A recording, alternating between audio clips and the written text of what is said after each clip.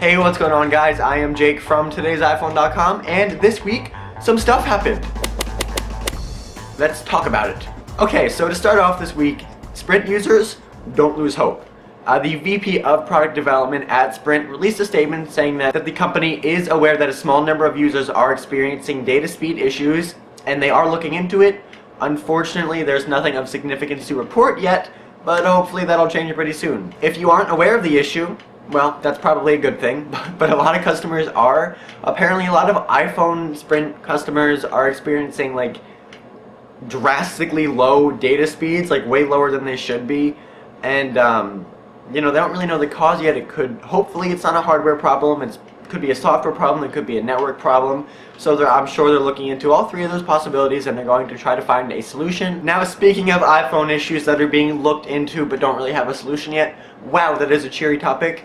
Apple have made a statement saying that they do acknowledge the fact that there seems to be some bug affecting battery life for certain users, and they are hoping to release a software update in the next couple weeks that fixes the issue. According to a statement made to All Things D, a small number of users are experiencing lower than expected battery life on iOS 5 devices. Now, since then, iOS 5.0.1 Beta 1 and iOS 5.0.1 Beta 2 have been released to find a solution to this problem. Some of the things this update is supposed to fix, obviously the battery issues, and then there's also a bug with documents in the cloud, and then Australian users are having difficulty with the voice recognition when they're dictating like a text or something. So hopefully those and a couple other things will be improved upon when iOS 5.0.1 goes live in a couple weeks. Gah, there's issues with the Sprint iPhone 4S and the battery on the iPhone 4S.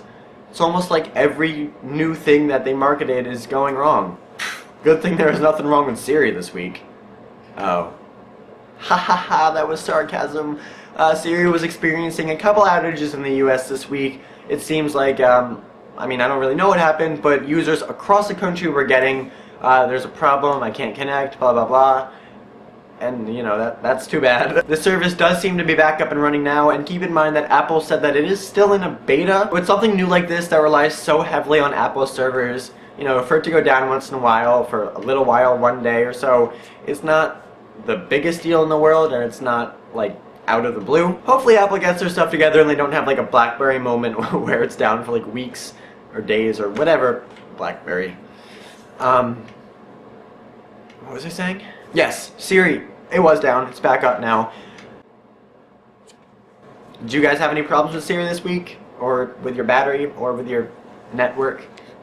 I'm running iOS 5 on my iPhone 4 on AT&T, and I'm not experiencing any of these issues, thankfully. My battery seems to be about just as good as it was with iOS 4, and AT&T has not sucked any more than it usually sucks. So, that's something. Also, I don't have Siri, so let me know how your week with the iPhone was down in the comment section below. Seems like a lot of users are having a pretty bad week. Hopefully next week is better. Okay, and finally, let's end on a high note with some iPad 3 rumors. Now, according to DigiTimes, Apple is planning on launching the iPad 3 in March of next year, not around the Christmas time as many people speculated. According to them, the device really isn't that big of an update. It's going to be thinner, it's going to have a better battery, but other than that, it's going to be basically the same. There's no mention of a higher resolution screen, even though a lot of people assume that the iPad will get the Retina display eventually. As Cam points out in the article, there's no way there will be two iPads launched in the same year. It just won't happen. So don't expect the iPad 3 or 2S or whatever they're going to call it until next year. Hopefully when we do get it, it has more improvements other than thinner and better battery. Though, judging by the change between the 4 and the 4S, it's a distinct possibility that that is all we will get. Wow, I said I'd end on a cheery note, and that was not cheery at all. I apologize. Okay, well that is all the big news for this week, guys. Thank you very much for watching. Definitely keep in mind the links to all of these stories I talked about in this video are in the description down below, so you can go check those out. And if you want to follow me on Twitter, talk about the iPhone 4S, the battery issues, or really anything at all, feel free to do so at twitter.com/TIP_Jake. I try to respond to everybody that tweets me, so if you have something to say, the best place to do it is there. And as always, for more news, views, and reviews, definitely check out today'siphone.com. Did you see my sad battery? I drew it. I drew that.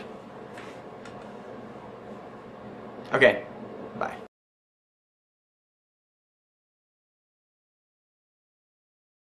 Hey, what's going on, guys? I am Jake from today's iPhone.com, and believe it or not, that is not my last name. What do I want to say in this intro? I don't know. Let's talk about it. That did not sound good. Not at all.